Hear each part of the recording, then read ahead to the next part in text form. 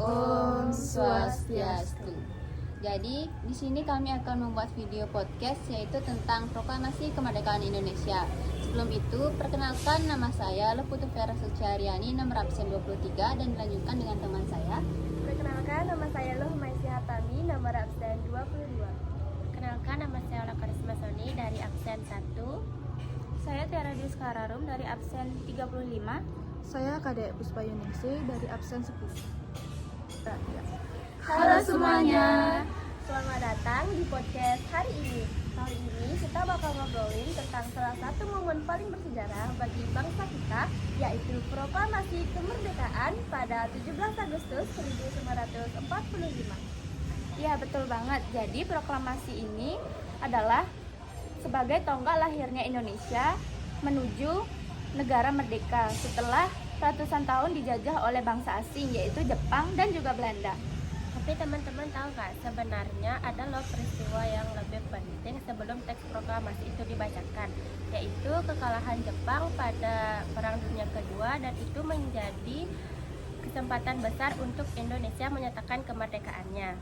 Iya, dan jangan lupa ada peristiwa Rengas Dengklok, di mana pada masa itu golongan pemuda membawa Soekarno dan Hatta ke Rengas Dengklok untuk segera mendesak supaya proklamasi segera dilaksanakan tanpa ada campur tangan Jepang.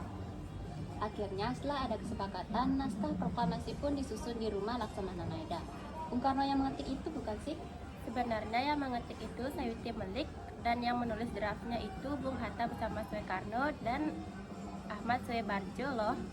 Nah, puncaknya terjadi pada pagi hari tanggal 17 Agustus 1945 di Jalan Pegangsaan Timur nomor 56 Jakarta, di mana Bung Karno membacakan teks proklamasi di depan rakyat Indonesia.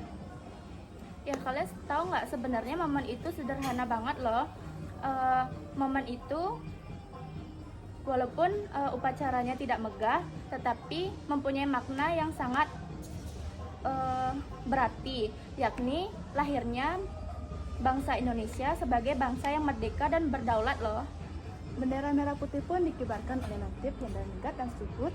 Lagu Indonesia Raya dikumandangkan, suasana menjadi haru bercampur bahagia. Nah, sejak saat itulah bangsa Indonesia berdiri sebagai negara yang merdeka, meskipun perjuangan mempertahankan kemerdekaan masih panjang. Betul, jadi proklamasi bukanlah akhir dari perjuangan, melainkan awal dari perjalanan panjang bangsa kita. Satu kata untuk negara kita, Merdeka! Yeay!